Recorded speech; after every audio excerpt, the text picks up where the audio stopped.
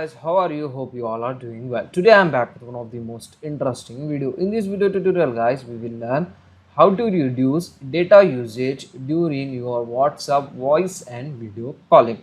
So for this guys, just you want to enable only one option. Just open your WhatsApp. After opening, on the top right side you can see three dots. Just tap on it. From here you want to open your WhatsApp settings. In the settings guys, go to your storage and data, just tap on it, and here you can get the option use less data for call. Just you want to enable this option, that's it. With this help of option guys, you can reduce your data usage during your WhatsApp call.